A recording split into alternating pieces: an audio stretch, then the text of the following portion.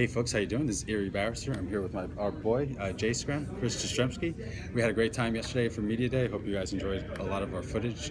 Chris, you had fun, right? It was pretty cool. You were a vet. A lot of fun, yep. How was it compared to last year? I think I got to do a little bit more.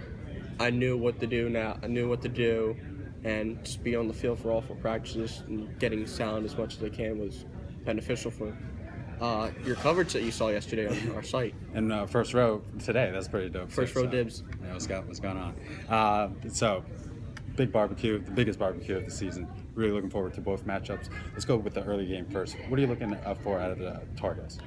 I'm looking for help outside of Steve Pontrello. I mean, he had 4 goals, 2 assists last week against Notre Dame. Chris Clude is a guy to watch for me. 3 goals, 3 assists against the Irish.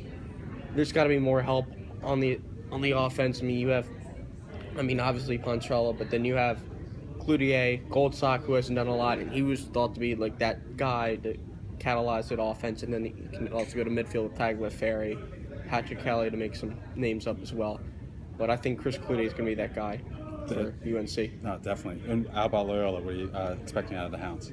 I expect good high-powered offense. They stymied. They were able to get rid of Towson, who was one of the best defenses in the country last week.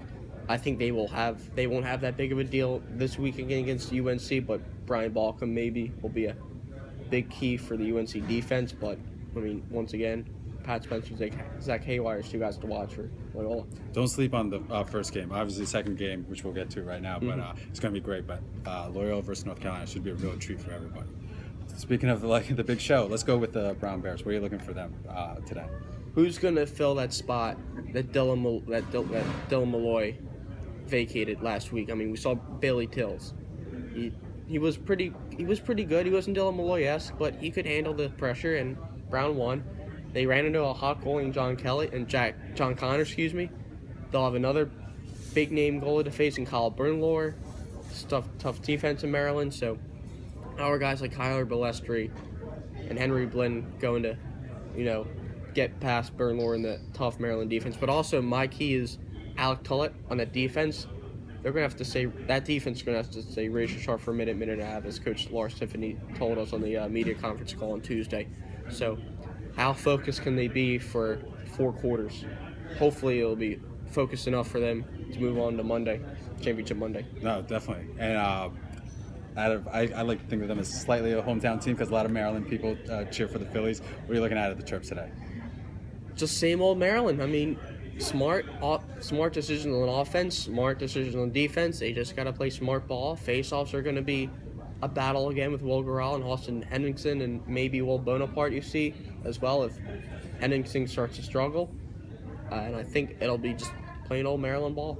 And, of course, the hometown boys. I see a few of them. That was great, all those videos. But especially if you haven't checked it out, Chris dancing. It's going to be one of the best things of the season. That's not my brightest spot of the weekend. Shout out to the Terps. They were great out there.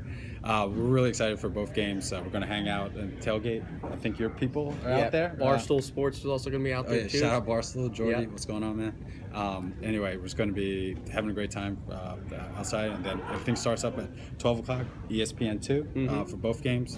And at 2:30 is going to be a late game with Brown and Maryland. So looking forward to both of them. We got protections, though.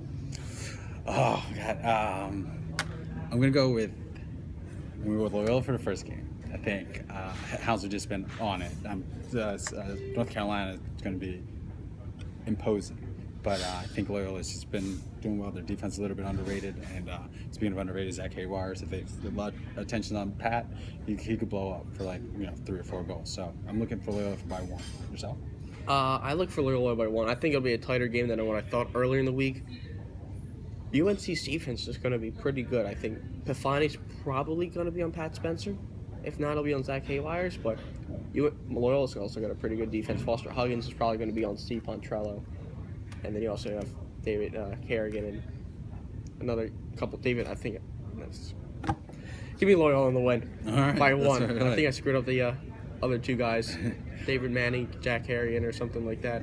It's all good. It's all good. Shout out Maryland D. Loyola D. Yeah, the heavyweight matchup we were looking at there. I'm going to go with Maryland. I think by 2, 1 or 2. I'm going to go Maryland. Malloy's not. I don't think Malloy's playing, and that's going to hurt the Maryland by 4. Yeah. All right. There you go. Call us out once we're wrong or right. Yeah. We'll probably be right. Well, Chris will be right. I'll probably be right. But anyway, thanks so much for tuning in. We're going to show some other stuff later, but we'll be out in the parking lot right now. Stay tuned. Stay tuned. College Crosse TV.